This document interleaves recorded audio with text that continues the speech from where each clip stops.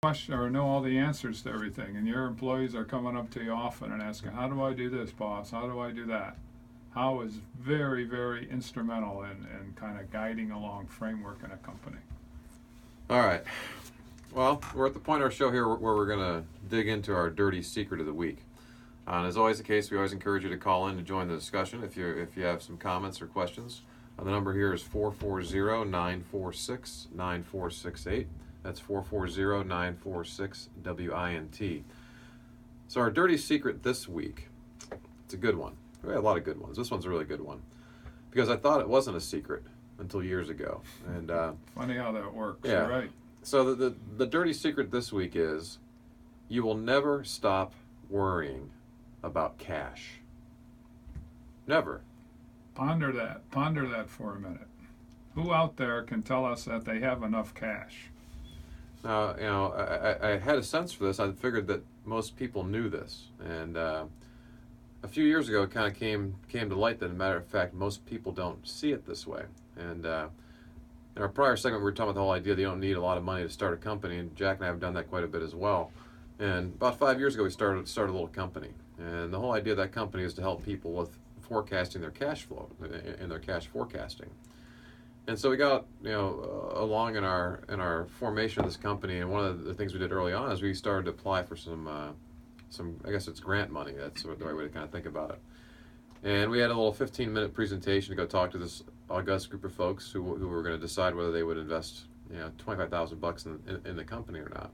It's a group of ties, if I recall that. Quite a few ties. A few ties in the audience, which is always a sign for us. Yeah. Right. So we had our, the 15 minutes included Q&A, so we had 10 minutes to present, and the first question came out. This guy raised his hand and he says, how do the owners of these companies know that cash is a problem?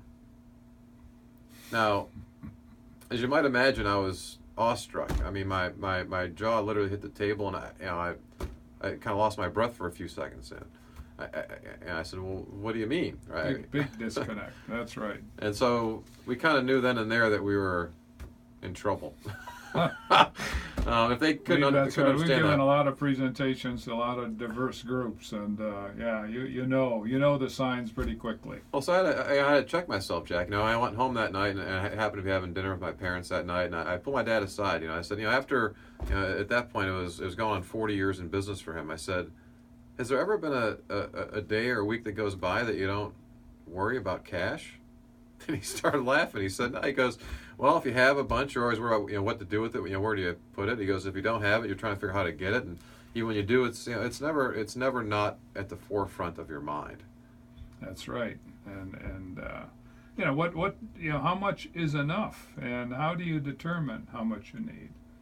One of the things that we do, we coach small business owners on how to get their hands around their business, how to take the best of the big business world and incorporate it into smaller companies.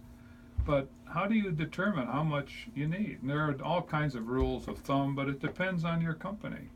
If you have one that requires a lot of inventory or a long sales cycle, which basically builds up your receivables with terms, you basically have to try to create a reserve for tough times, because you're either going to be in a growth mode, you're going to be in a decline mode, one way or another, and you're going to have cycles.